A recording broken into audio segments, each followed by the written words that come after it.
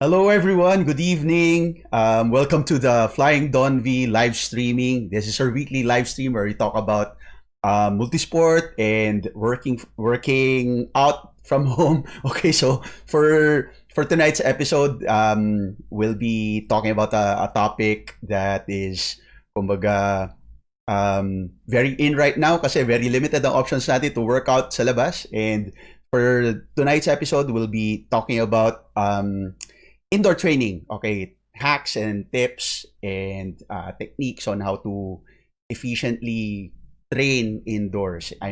My name is Ben Francha. I'm your moderator for tonight. Okay, and thank you so much for joining us again. Okay, this is our fourth episode. And if you have any questions regarding indoor training, please feel free to post it in the comment section. Okay, kung sino yung mga nanonood dyan, please introduce yourself, say hi, para pwede namin kayo i-shout out. Alright, so sige, so without further ado, let me bring in our resident coach, si Coach Don V. Alright, Coach Don, good evening. Hi. Good evening, Ben. Kamusta? Okay, good. Good. Okay, hindi ako nag-ano ba kayo kanina umaga? Nag-group ride ba kayo? Nag-group ride kami. Actually, 40K lang naman kanina. It was more of a tune-up for all the races that are happening this month. Of course, meron tayo yung My Daily Collagen virtual triathlon slash duathlon. Meron na Aha. tayong Philippine Duathlon Series, the first leg, which is happening actually pareho on the same week sila pareho. But the nice thing about virtual racing is that you can actually do both. Kasi yung Philippine Duathlon is actually spread out across a week. You could um, do the run and the bike Mhm. or within several days. Ganun din sa My Daily Collagen within a specific weekend. So you could actually race more now that virtual na. On top of that, alam mo naman tayo sa group meron tayong time trial the first week of October. So, it's a busy week. It's a busy month, and the weeks leading up to it will be a lot more fun than what's been happening in the last few weeks. Aha, aha. Um, Ako from my end, it's been very busy at work, okay? Because yung nature ng business namin, we do digital services and a lot of companies right now, they're really getting into digital. Kaya it's been very busy. Ayun nga, nakakatawa. Kasi um, parang I would want to make that as an excuse not to not to train, not to work out. Pero since hindi naman ako lalabas, parang I feel mas less yung excuse ko not to train because Yes. like nandito na ako sa bahay nandito rin naman yung training equipment at katabi ko lang yung bike ko, di ba? So, yeah, I still was able to to squeeze in the time to train maski na busy schedule at work. Saka yung thing about that is, remember, you always feel better after a workout. So, kunyari, Ah, kahit busy ka, unless na lang sobrang time constrained ka, after a workout, you always feel better that you accomplished it rather than, parang y- pinabayaan mo, gano'n.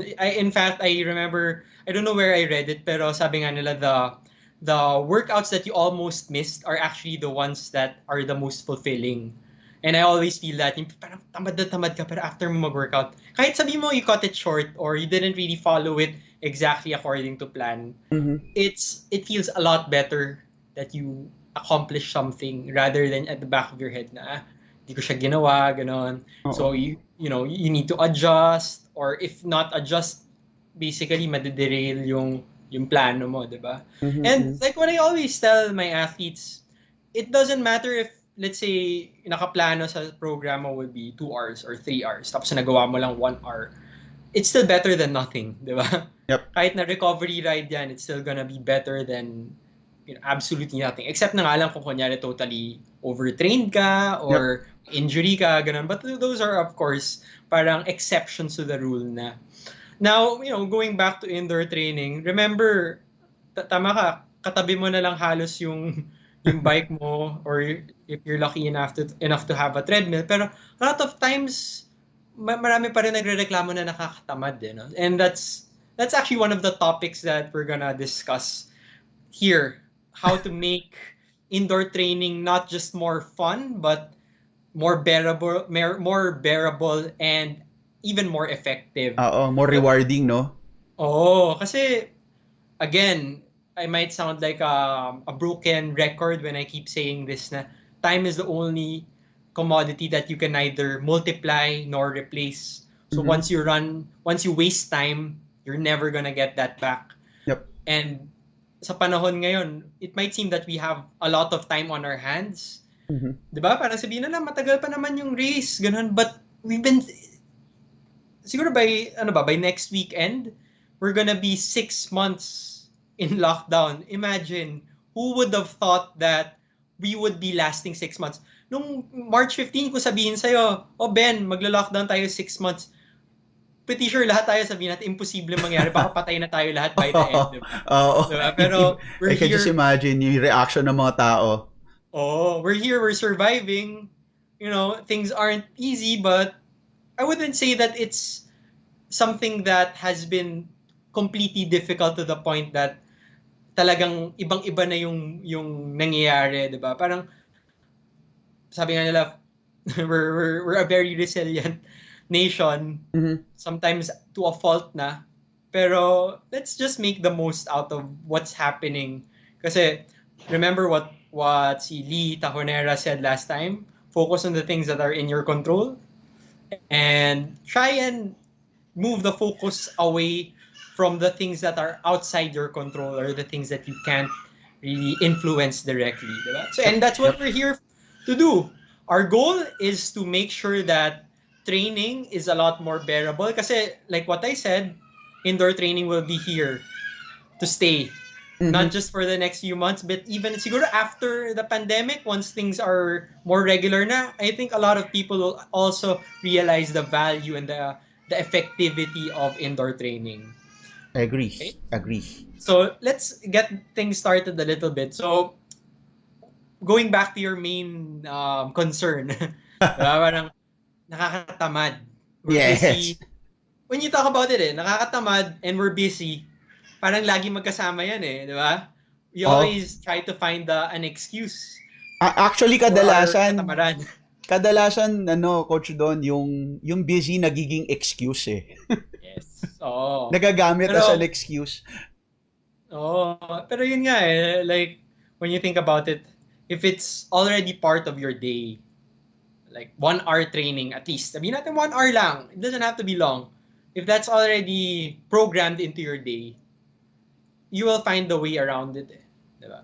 Like I understand how how busy people are, especially entrepreneurs, yung mga hindi fixed yung schedule, pero you benefit more from putting in a little bit of training kahit maikse because it's gonna help elevate your mood throughout the day. And tulad nga na sinabi ni Ben, it's gonna make indoor training allows you to train more efficiently kasi you don't have to go out, you don't have to spend on gas. You don't even have to get dressed anymore kasi yung, for example, ako yung pambahay ko, yun na rin yung pinapang workout ko minsan, just when I do my strength and conditioning, etc. Kasi nobody's watching unless you're streaming it on Facebook or something, di ba? The stories.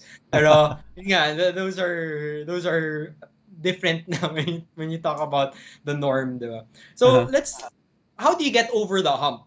Kasi meron dyan malaking barrier Just getting started. Di ba? Ah, Getting started is often the most difficult thing. Once you're in there, dali na. Di ba? yep.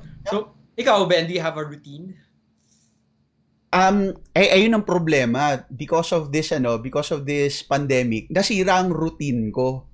Kaya I'll be honest, I'm still in that space or in that stage where I'm really trying to get back into that routine, getting back into that habit of Mhm. training and working out on a regular basis.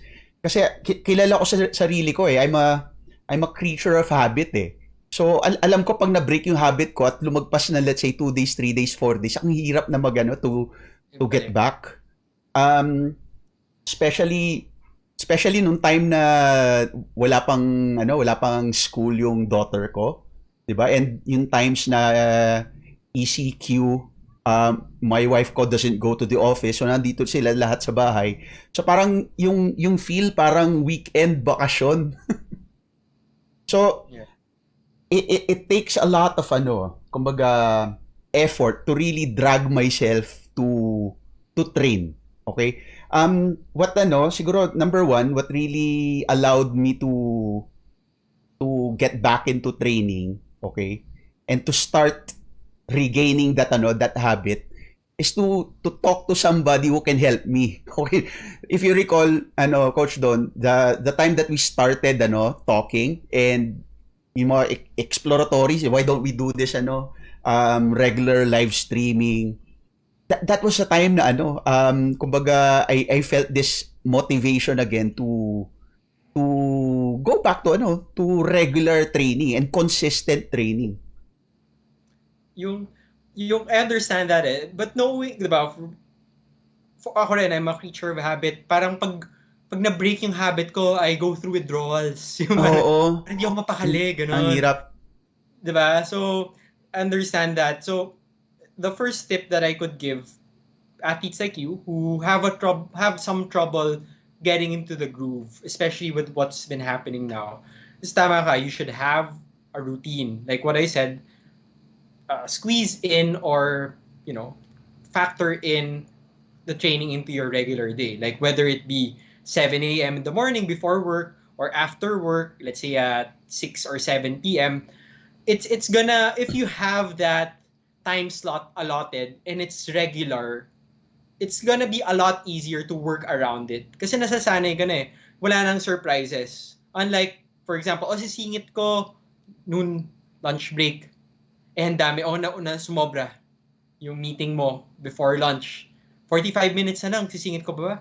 Nakakatamad, wag na. So, we have more excuses. And isa pang tip na mabibigay ko, it's better to squeeze in your training first thing in the morning.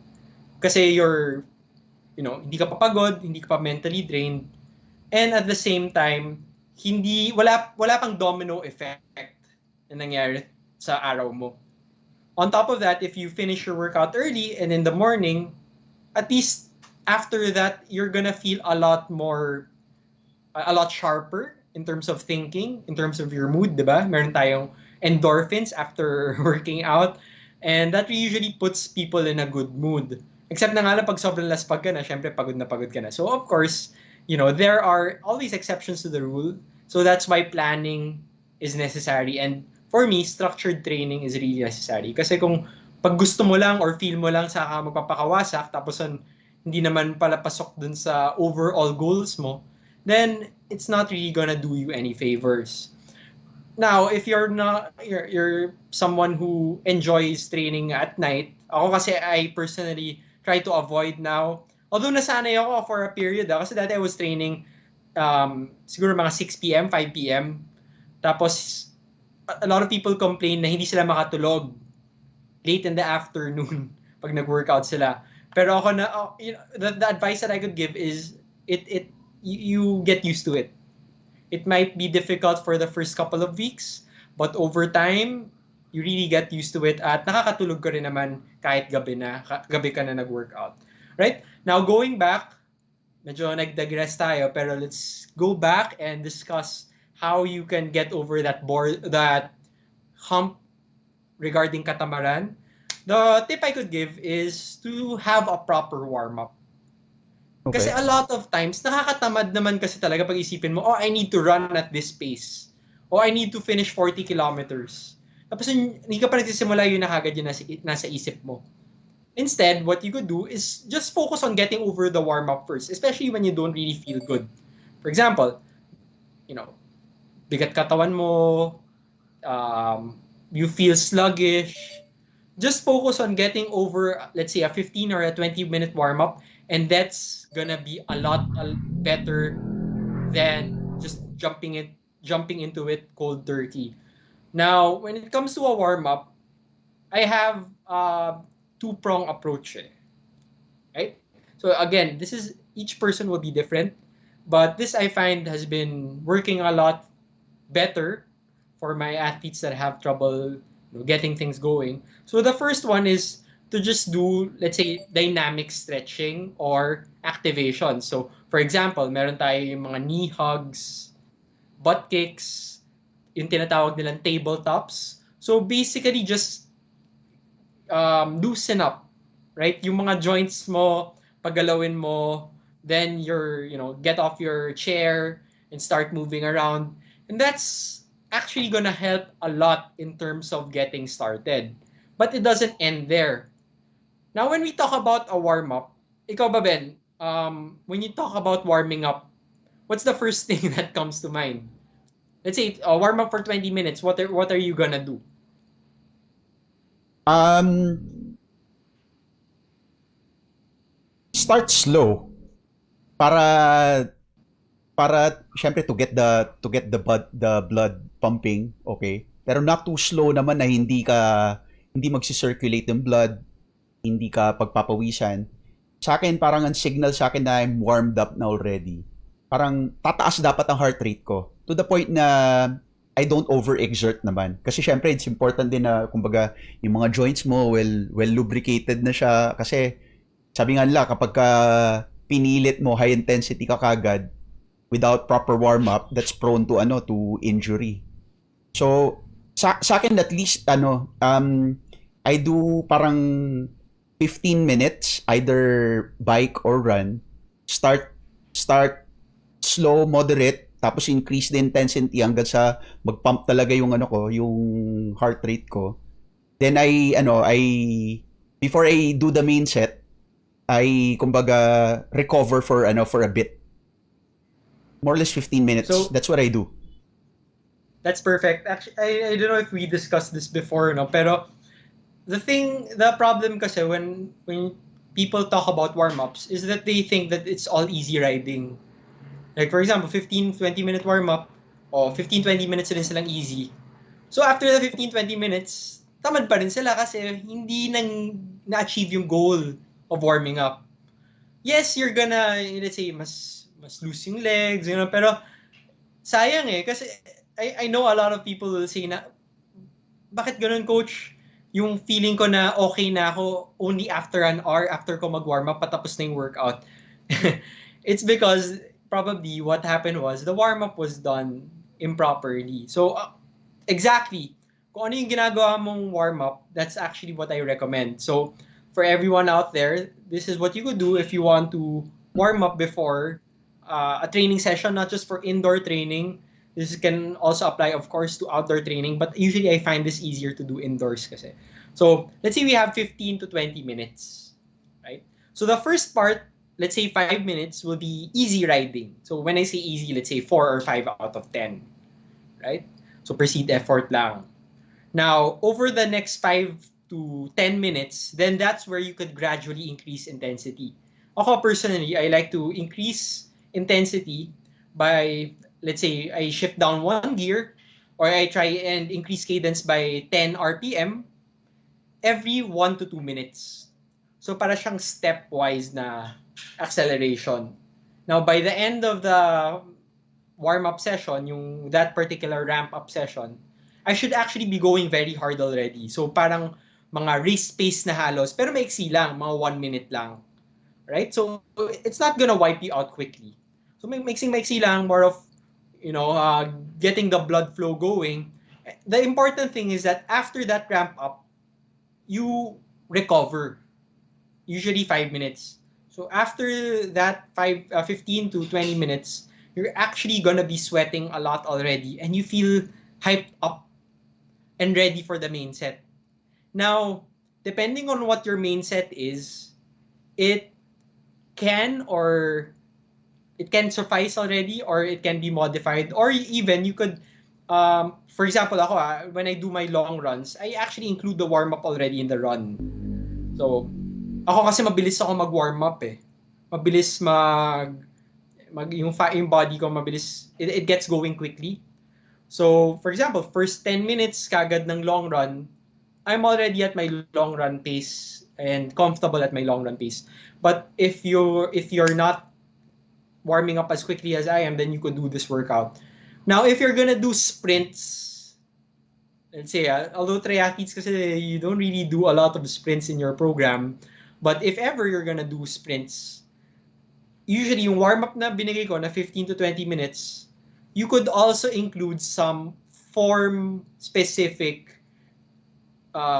routine before the actual sprints. Like for example, yung meron tayong mga track work na tinatawag, yung mga A-skip, D-skip, um, strides, etc. So these are all designed not just to warm up your muscle, but also to make sure that your neuromuscular system is gonna be primed. So yung technique mo, yung timing mo, para bang ano yan eh, parang kunwari pag magba-basketball ka, di ba? Meron kang warm-up, let's say, jog, tapos mag-shooting ka, tapos meron kayong mga konting technique or parang, dribbling skills, ganun. It's because we want your body to be warmed up, but we also want your mind to be ready and active as well. And as you know, the mind controls the body, even at yung indirect way, like for example yung mga muscle memory na tinatawag nila, ganun. All these things we need to be factored in, especially when you do high intensity workouts. Now, I promise you, after doing a proper warm up, you're actually gonna feel a lot better. Then if you don't feel, let's say kunwari you still don't feel better, probably baka may sakit ka na nito, or you know you're probably overtrained. Then after the warm up, you could call it a day if you still don't feel good. So it doesn't mean that you're gonna do your workout at all costs, no matter what you feel or what's happening to your body. But the important thing is that you understand what's happening. Is it just katamaran? Is it just because kulang ka sa warm up? Because a lot of times that's the main reason behind it. All right? Now, isa pang reason kung bakit nakakatamad minsan is when people think about indoor training, it's boring. Aha. Diba? Oo.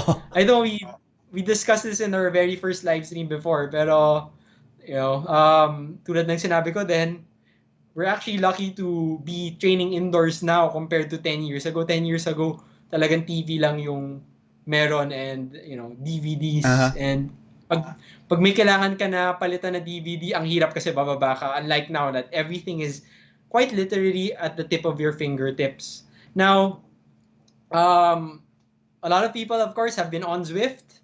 There are other apps like Groovy, pero to be honest, the favorite app that I still have on my smart TV or on my phone is still Netflix. Ikaw ba, Ben, like, di ba pinag-usapan natin, you watch, and at the same time, you also have Zwift, so Yes. we're probably the same. Depende, sa akin depende sa ano eh. Depende sa duration. If it's like 1 hour or even up to siguro an hour and a half, I can stick with Swift. Pero kapag ka if it's like 2 hours or more than 2 hours, parang hindi ko kaya na Zwift lang ang ano ko, ang means of entertainment ko. Normally kapag ganong duration, I'd play something in Netflix. Pero ako kasi I have this difficulty focusing on two different screens wherein yung isa Zwift, isa nanonood ako. Oo, Multitasking. so mas gusto kong Zwift ng ano ko, ang entertainment ko kasi kumbaga, yes, I'm getting entertained but at the same time I can focus on the workout, on the training objective. Let's say if I need to maintain a certain wattage, if I need to maintain let's say a certain heart rate or even cadence, 'di ba? Pero kapag nanonood ako ng Netflix, hindi ko na nababantayan 'yon. Kaya kapag yung mga long rides, doon ako nagne-Netflix. Hmm. Yung ano yung trick is to get into a groove. Aha, aha. Kasi ako, baliktad naman minsan nangyayari sa akin. Pag nagne-Netflix ako at you know, nahanap ko na yung groove ko in indoor training, minsan nahalata ako, uy, tumaas, nasa upper range pala ako ng zone 2 nung nagsimula ako, nasa Aha, lower. aha. So, like what I said, a lot of times it's getting used to it. Like for example, maybe the first couple of weeks or first month of training indoors, hirap na hirap ka. But as you get used to it, minsan hindi na iniisip ng katawan mo. And the nice thing about that is pati pag karera, ganun yung nangyayari sa akin. Like, di ba minsan, especially if you have a new power meter, Aha, pag nagkakarera ka, parang nakatingin ka lagi sa wattage. aha, aha. Na parang ang hirap naman ito, nag-ride ako. Tapos nakatingin pa ako sa watts kasi kailangan ko bantayan yung effort ko. But like what I said, if you keep doing it over and over and over again, nagiging second nature na siya. So ako, when I race, alam ko na, zone 2 to, zone 3 to, patingin-tingin na lang ako kung ano yung nangyari. And for you to achieve that, you need to start with doing it in training. Now, meron ka bang mga recommendations sa Netflix kung ano yung mga pwede panoorin while on the indoor trainer? Um, Ngayon wala. I haven't been doing Netflix right now. Why? Kasi puro short Makes you train. puro short workouts ako. I really just focus on I really just focus on Netflix on Zwift. How about you? Well, actually, tama ka. Kasi when I give you your workouts, di ba, usually mga 1 hour lang naman or 40K, Uh-huh. it's really by design. Kasi nga, um, a lot of times, people get tinatamad kasi pag mahaba. Pero at least ito, isipin mo, pag tingin mo pa lang doon, ano lang naman pala, 1 hour lang to, kaya to. Kahit nga hindi ko tapusin yung 1 hour, at least, di ba? Something like that. So it's also a psychological thing. Now, ako naman, when watching on, let's say, on Netflix or on YouTube, I like to focus on the shorter duration videos. Okay. Like, for example, sa Netflix, sitcoms, Uh-huh.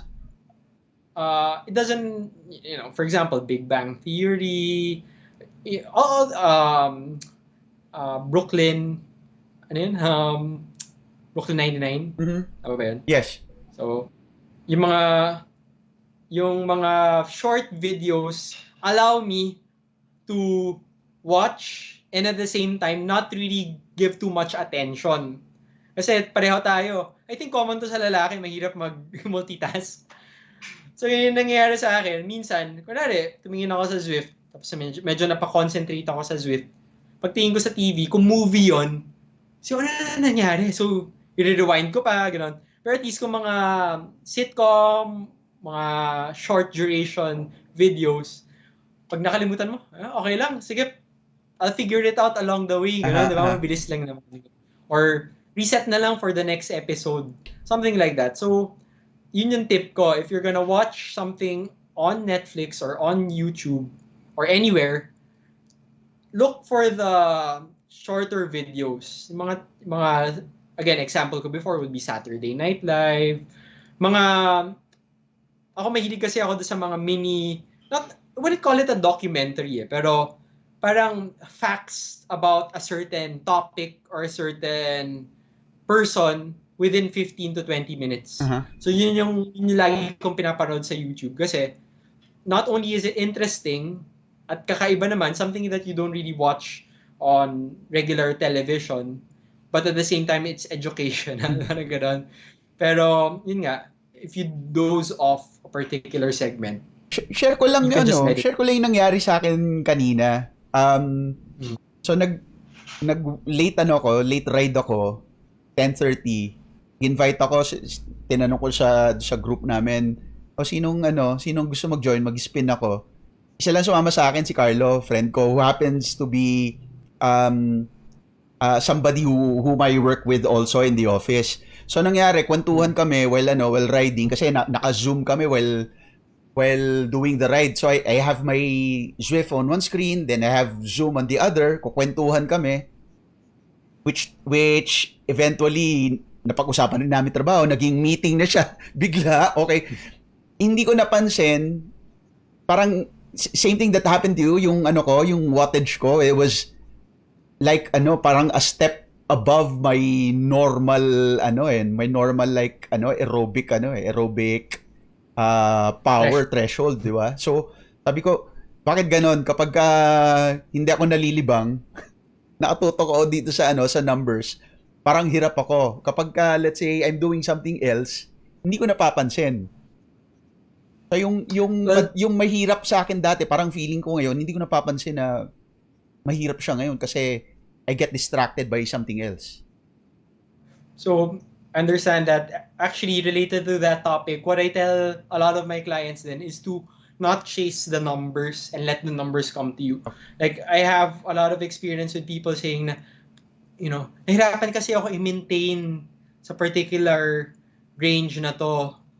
When in fact, what you should just be doing is either riding or running and just gradually correcting as you go along the way. Let's say, di mo na-hit. Di, adjust ka konti. And again, going back to yung tips ni Lee before, is just to focus on the little things that will allow you to achieve a particular Yep. goal. Like for example, ako kanina, my wattage was like this. Medyo bumababa. I couldn't figure out why. So tinitingnan ko, ano ba yung kailangan ko para ma-hit, let's say, kunwari, 190 watts. Ano ba yung ginagawa ko for me to hit 190? So, okay, ganito. Ganito yung diin ko. O ganito yung focus ko. I'll focus on the downward portion of the pedal stroke. And yun, when I kept doing that, naging second nature na ulit siya for that particular session. And hindi ko na nga namamalayan yung 190, nagiging 200, nagiging 210, etc. So, yun nga, parang sometimes kasi, the problem with training is that our mind tends to over control or over delegate certain things to the point that we don't let it figure things out or let it find its groove, 'di ba?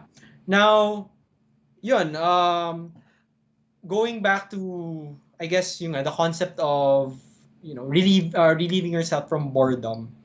Apart from that, what you could also do is, tulad ng ginawa mo, is to have, let's say, a community around you. Like, for example, Zwift, or tulad tayo, di ba, we've been scheduling group rides. So the nice thing about that is sometimes you would know if you're slacking off. Mm-hmm. Like with Zwift ngayon, with the current updates, dati kasi kung ikaw yung tipong very light lang mag-pedal during the group ride, nasasama ka pa rin sa group, di Yep. ba? Pero ngayon with Zwift, I noticed, pag nagsa-slack off ka, talagang may iwan ka eh.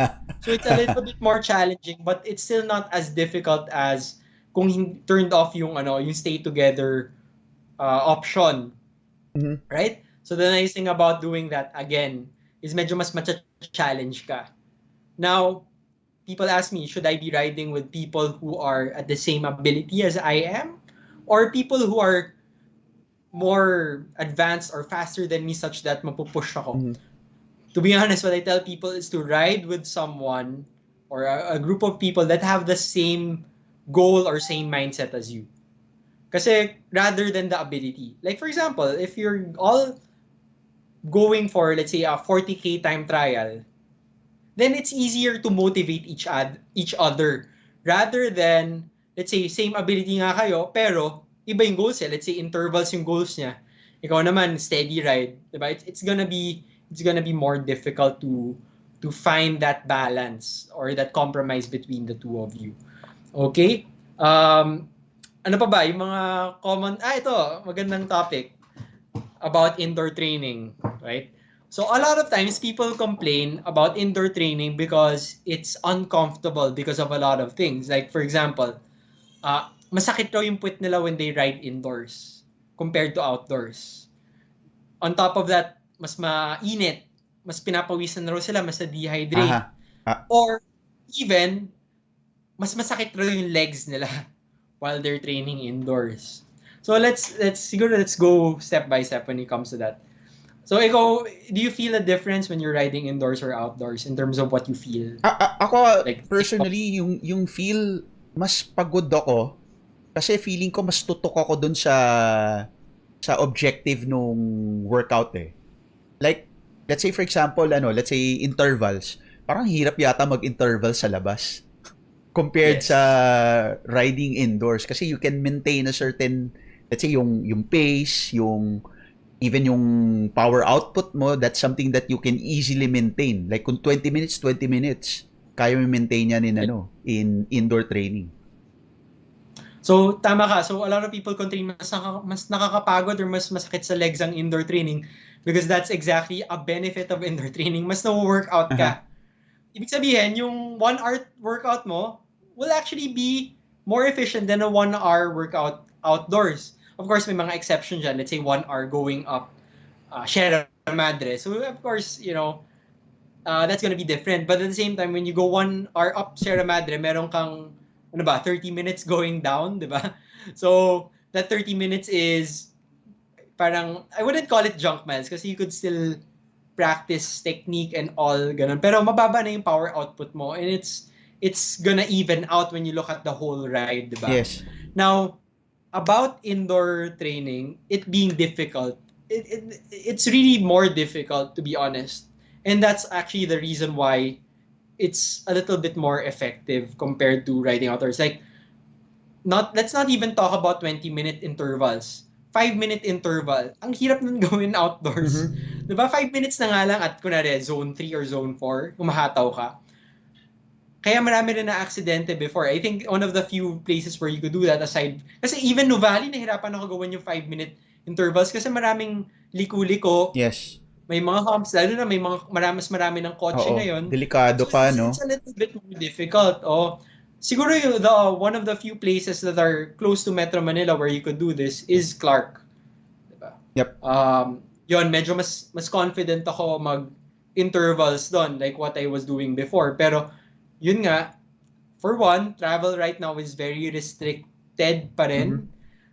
I think according to IATF, you're still not supposed to travel between Yes. provinces for leisure. Yes. And I would say riding or training is still part of leisure. Yep. Yep. Kahit na for us it's like health or what, pero I think it's still gonna be part of leisure. If you're in the province, alam ko maraming magagandang places to ride in the province, like, CBO, of course, mga Dumaguete, uh, even in Cebu before, di ba, meron tayong SRP, ganun. Pero yun nga, if you don't really have access to these places, then indoor training is still the best place to do your Yep. intervals. Now, the other topic, siguro hindi na siya big, it's not a necessary evil, kumbaga eh. Pero things like chafing, things like having a sore butt because you're on the trainer for so long. Kasi when you ride outdoors, syempre, you're gonna sit up, you're gonna stop a little, magsa-slow down ka, magdi-dismount ka. Mhm. So the pressure is less pronounced on a particular region, whether it be your saddle or your arms or your hands, ganon. Yes. So medyo mas nababalance or nasa-spread out siya. Kaya hindi siya kasing nakakapagod as indoor training. But remember, when you're gonna be racing, as much as possible, you want to hold ideally an aerodynamic position for the ride as much as you Mhm. can. So in a sense, training indoors will allow you to practice what you're gonna be experiencing while racing. Um, for you to relieve yourself of, let's say, yung mga pain sa saddle, chafing, etc. Ako, my secret weapon, you don't even have to spend on the more expensive brands. Pero ako, to be honest, petroleum jelly lang yung katapat. Kasi, um, yung tama ka eh, when you talk about, indoor training, you also sweat a lot more, di ba? So, mas malaki yung chances of getting things like chafing or saddle Mhm. sores. And para sa akin, petroleum jelly actually creates a barrier that prevents these things from, it's either happening or getting worse. Now, yon, importanteng training hack yon, petroleum jelly when you ride indoors. If you want to spend on the more expensive brands, yung mga chamois cream, etc., go ahead. Pero for me, petroleum jelly works. Now, ano pa ba? Yung uncomfortable, di ba, going back, we have the issue of heat. We discussed this a little bit before. Yung if you're lucky enough to have an air-conditioned room, go ahead. Make the most out of it. Kasi you won't really benefit from suffering because of temperature when you train indoors. It's not gonna make you stronger when you ride outdoors necessarily, diba? Now, the goal really of training indoors is to be able to push yourself consistently at a higher level. And if you're uncomfortable because mainit or because sobrang pawis na pawis ka, then again, it's not gonna help you achieve that particular goal. On top of that, siguro yung tip ko is to drink a lot more while you're training indoors. Kasi hindi mo na mamalayan, mas malaki pa rin yung pinapawis mo when you're indoors. Coach, on may question ako regarding yan, training indoors.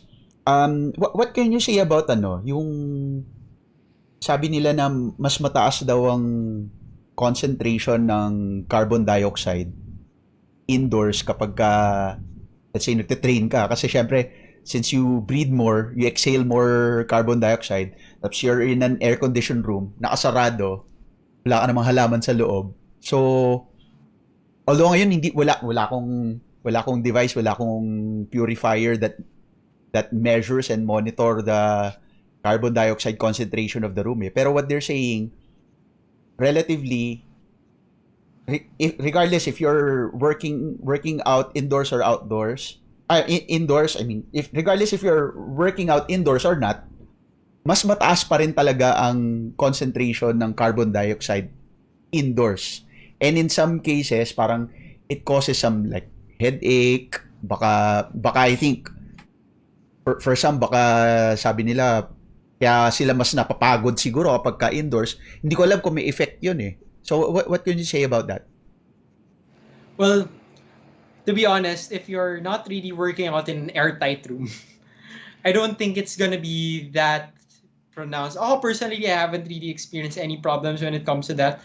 If it bothers you, open a window. I think that's gonna be enough.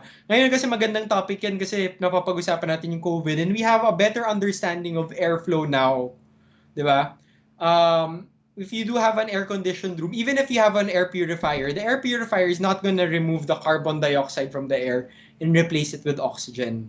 What it's gonna do is remove the, let's say, dust, allergens, even let's say, the virus particles or bacteria that are present in air.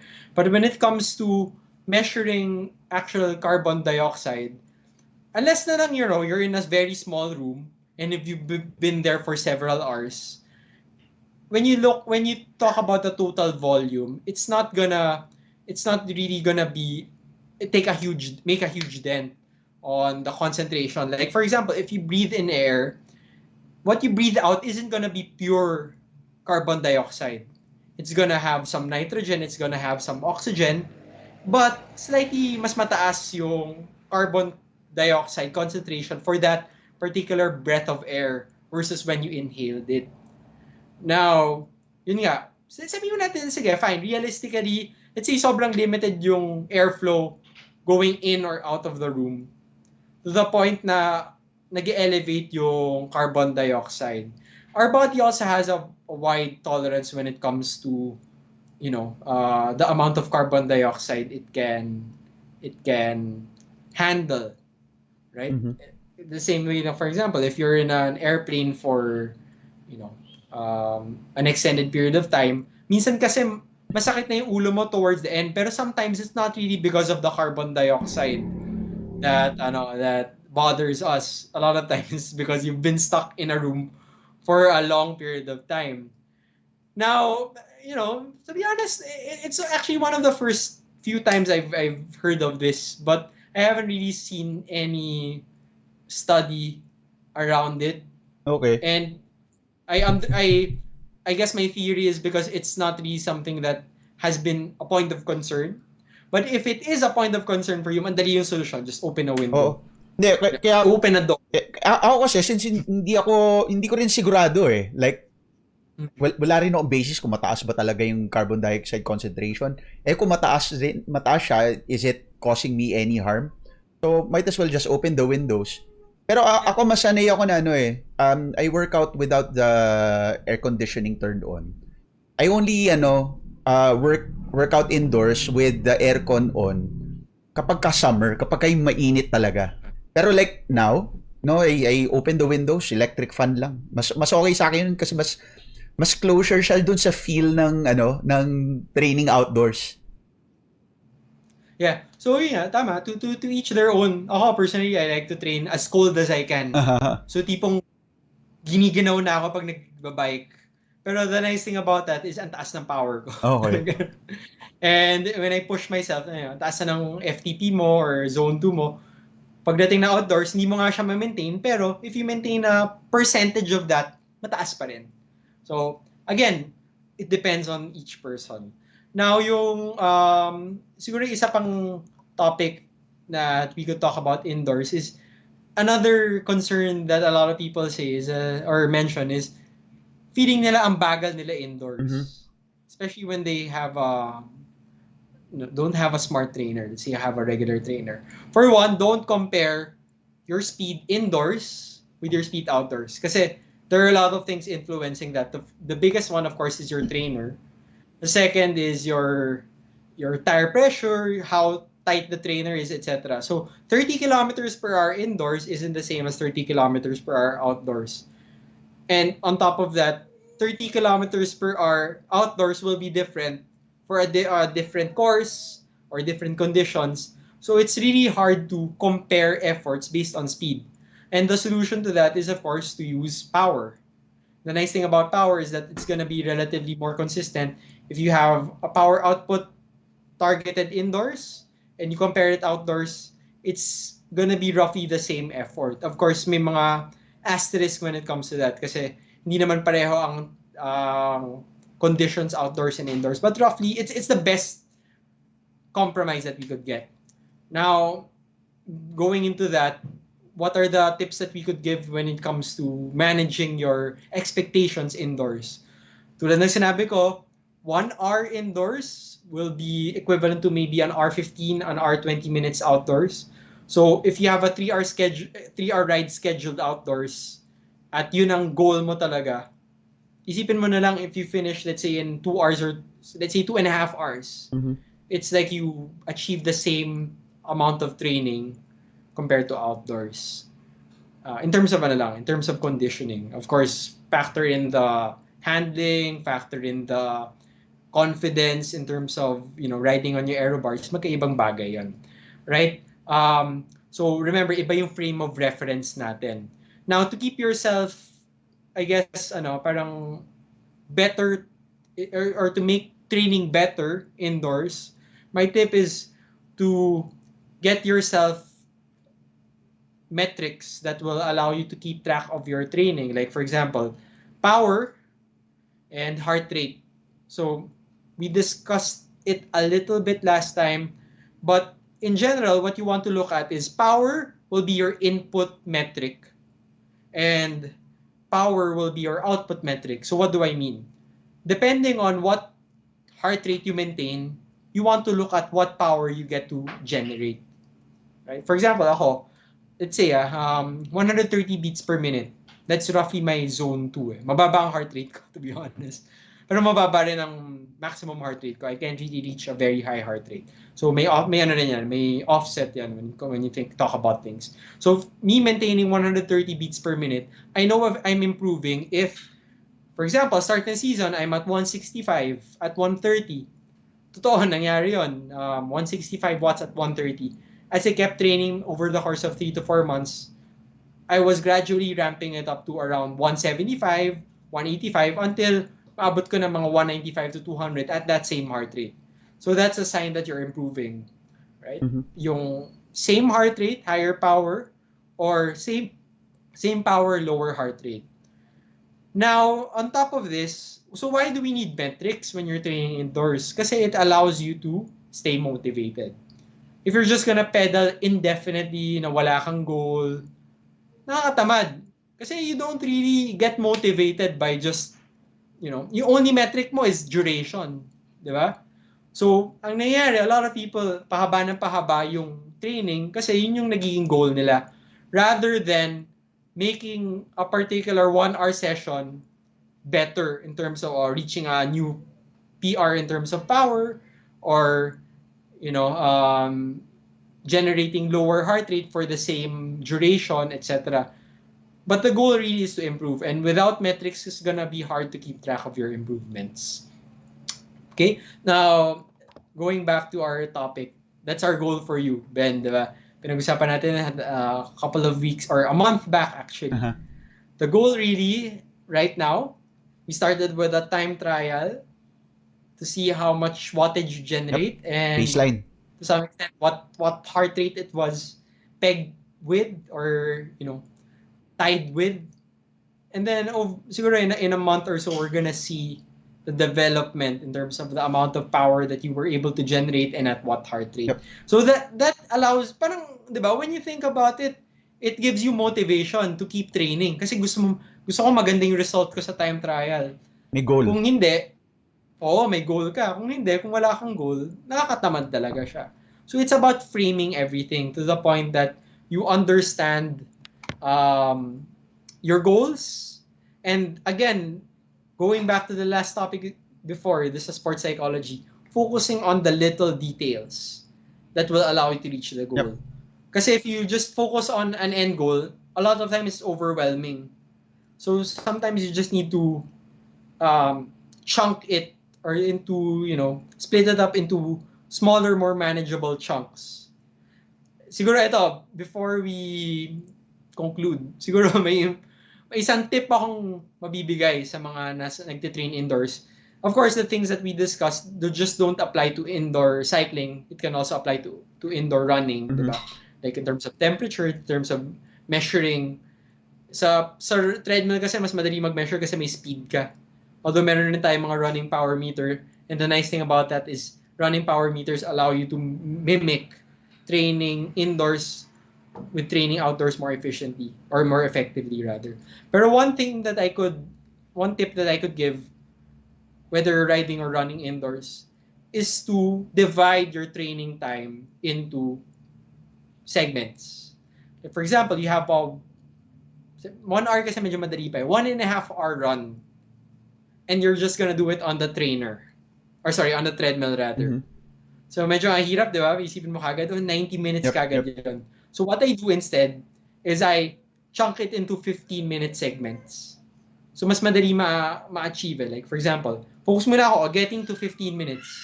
Once I get to 15 minutes, I'm gonna focus on getting to 30 Mm-hmm. minutes. Once I get to 30 minutes, focus on getting to 45 minutes.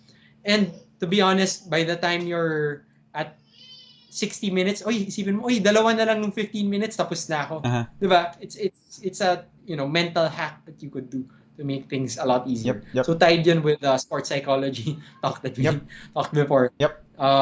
Focus on the little things. In fact, during that 15 minutes, you could also break it down a little bit more.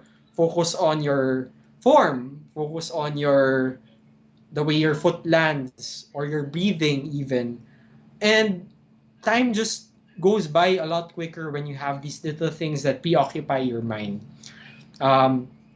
Minsan naman, masarap rin na nag-zone out ka. Diba? Like, iba inisip mo, may malalim kang inisip or what. Then, there are a lot of ways to skin a cat, sabi nga nila. Mm-hmm. Whatever works for you. The important thing is that you are aware that you're trying to achieve something. Kasi kung hindi ka aware na you're not aware that you want to make training indoors more bearable, then you're not gonna achieve that goal. But if you're consciously thinking na, I want to make my training session better. I want to be entertained when I participate in a particular training session. Then you have a goal in mind, and subconsciously your brain becomes more open Yep. to achieving these particular goals. Yep. So yan. Correct. Kasi May mga sige, go ahead. Kung walang goal, walang direction. Tapos wala rin motivation, di ba? So, I think that really begins with that goal. And going back to sa sinabi ni Lee last week, focus on a goal that you can control. Yes. Di ba? Kasi walang karera ngayon, di ba? Kaysa magmukmok ka dyan, na cancel lahat ng karera, come up with the goal that you have control over of. Otherwise, you'll really feel that anxiety. Yeah. So, yun nga, parang right now, we can't control what's happening. We can't control when the races will start. What we can control is taking care of ourselves during this time and staying motivated during this time. So, kaya tayo may mga, training hacks kasi alam kong nakakatamad mag-training ngayon, pero you're gonna actually do yourself a huge favor by, sabi mo na, sige, let's not call it training. Let's call it just, exercising. Kasi training and exercise are different. Pero you're gonna benefit a lot from it if you do it now versus pag dyan na yung karera, cramming, no? Tingin mo okay yung 3 months from zero, it's not gonna be a pleasant experience. Agree. Especially on race day when that happens. So, good. yeah. And for us to actually make things more I guess attractive for a lot of people, ano na natin, we're gonna plan out a group ride on Zwift Uh-huh. this coming September. So we're gonna let's just post the details on our Facebook page and on our own personal page when that happens. Pero yun nga, aside from that, again, wanna invite everyone to join the my daily collagen virtual duathlon slash triathlon happening on the weekend of I think it's the 25th to the Yep. 27th, Yep. di ba? 2 weeks. Then in 2 weeks, on that same week, meron rin yung Philippine Duathlon Series, the first leg. Yung ano lang, may mga quirks lang na kailangan maintindihan when joining these things. So let's start with my daily collagen. The first one is, first of all, you need to be a registered participant already Mhm. because talking to Oliver, they won't open this one yet for registration Okay. kahit na may mga gusto kasi siguro it's gonna be more of a they want to get the momentum going first before they open up registration for the future races. But again, may future races that will be open for signups, right? Yep. So the quirk about that is you need to download an app and you need to upload your screenshots to that app as proof of your participation. Meron tayong dalawang category. Actually, maraming category, pero pag-usapan muna natin yung dalawa. Yung competitive and yung fun. So if you're gonna join the fun category, if you join, you could go do it over the course of the weekend. No pressure. Okay. Right? You do your run one day, do your bike the next day, and do your run in the It doesn't afternoon the have to be on following. the same day. Yes, doesn't have to be on the same day as long as you record it using Okay.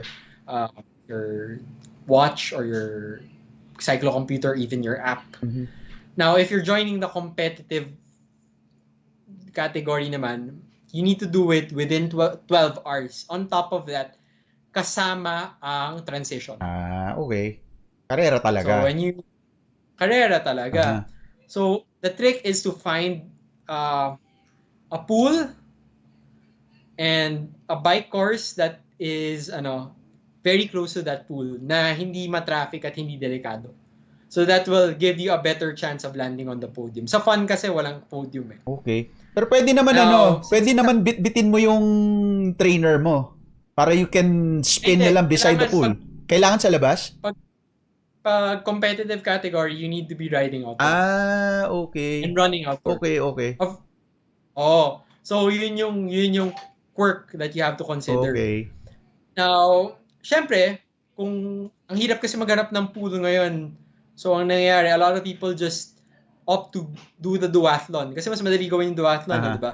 Run, bike, run. So, you could, let's say, although ngayon, sobrang crowded din talaga sa may Okada, to the point na medyo minsan nakakatakot na, at least from my perspective. Kasi nagiging crowded place na siya. So, although it's open air, just the mere fact that there are a lot of people there sometimes becomes a concern. But if you could find a particular stretch of road where you could bike safely and of course run and do your transition there as well, nang hindi mananakaw yung bike mo, di ba? Kasi kung kanyari, or siguro pasok mo sa kotse mo pag yun na yung transition area mo, then that's gonna be a very good setup for your competitive virtual duathlon. So that's yung my daily collagen. Of course, meron rin tayong uh, relay category. Tapos on top of that, meron tayong standard distance category for the triathlon and sprint distance for the triathlon. Sa duathlon rin, meron tayong standard distance and meron tayong sprint distance. So you could actually choose your poison. So the way I look at it, you have ilan ba?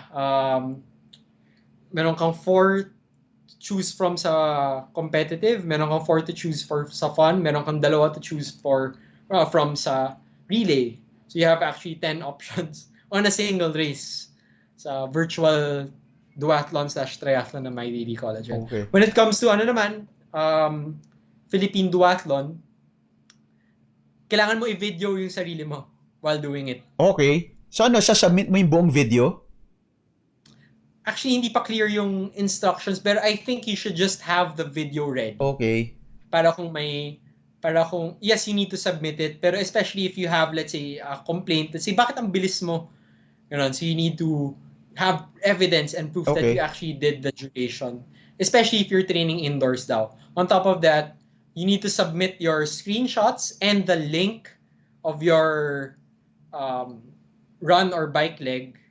Mm-hmm. And on top of that, yung sabi lang nila is that if you could post it on social media. Okay. Kasi yung problema rin with virtual races right now, unlike if you're racing outdoors, someone can call you out if nakita ka ng daya. Mm-hmm. If indoors, although I'm not saying naman na may intention mandaya yung mga tao, syempre if may mga technical difficulty or what, we want it to be an open book such that people can identify potentially, potential wrong or siguro corrupted data. Mm-hmm. Para rin naman fair do sa mga taong nag-participate, di ba? So those are the little things that you could consider Right. next 2 weeks from now, right? Good. So ano na, 7 na. Oo, ang bilis ng oras. Bilis ng oras. Sige, so those are your guys, our hacks and tips on indoor training. Sige. Again, if you fail to ask your questions, feel free to post them in the comment section. We'll try to answer them in the next episode. All right? And yeah, I guess that's it.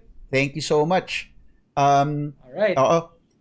Siguro next time na natin sila itis on the next episode, balita ko meron tayong mga naka-line up na guests. Baka jinx eh. But let's tingnan na lang natin kung mangyari. Alright. Pero yeah, we'll be posting the next topics for the next few weeks on our Facebook page. But remember, every Saturday we're gonna be here. If you have any suggestions or special requests para sa next topics natin, just comment on our page and we'll be more than willing to accommodate if we can. Alright.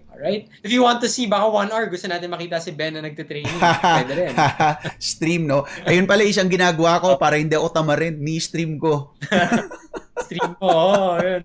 Okay yan, although ako boring kasi kung ako gumawa kasi nanonood lang ako ng TV. Alright. Sige, thank you so much, guys. Thank you, Coach Don. Thank you, everyone. Thank you for spending your, again, Saturday night with us. And we'll see you again next week, same time, Saturday, 6 p.m. Alright, bye. See you guys. See you.